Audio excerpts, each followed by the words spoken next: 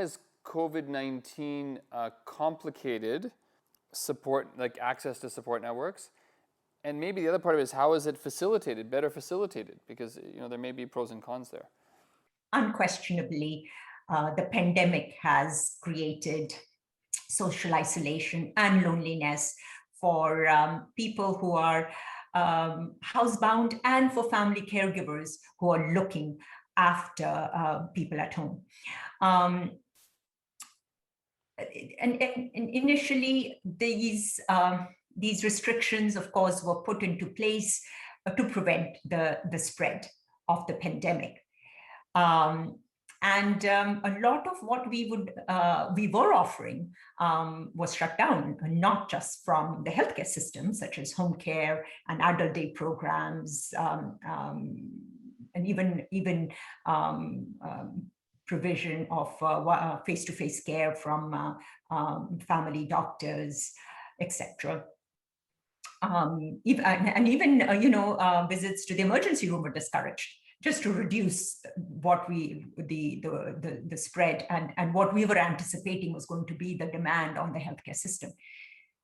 Social connections were reduced because obviously, families got disengaged from each other while protecting themselves and others from the spread of this virus. Community services, a lot of them in-person services were shut down.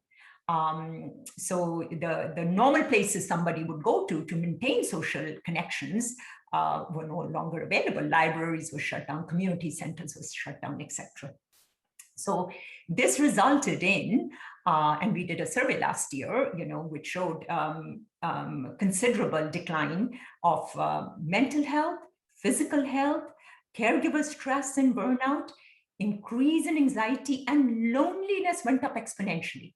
So already family caregivers who were reporting that 40% of family caregivers were reporting loneliness before the pandemic, it went up to 85% during the pandemic.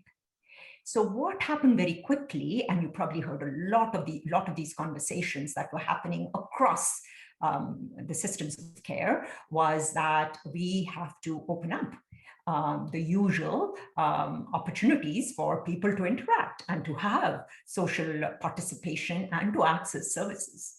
And thus, you've seen a gradual reopening of all these services. Actually, people were encouraged to come to acute care, to the emergency rooms if they were not well. Primary care went virtual for some time, and then in person as well. Community organizations went virtual. Now, almost everybody's offering the hybrid model. So one message I want to give to family caregivers is, please, the services that were available to you before are available again. It's just that it's in a combination now. It could be partially virtual, partially in person, but go back to home care, to the senior centers, to libraries, reconnect with families and friends, etc.